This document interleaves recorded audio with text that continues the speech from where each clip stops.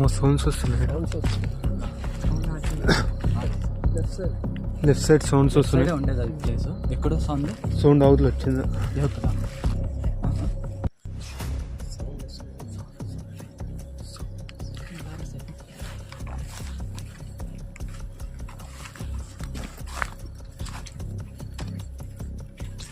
bulb ఉన్నారు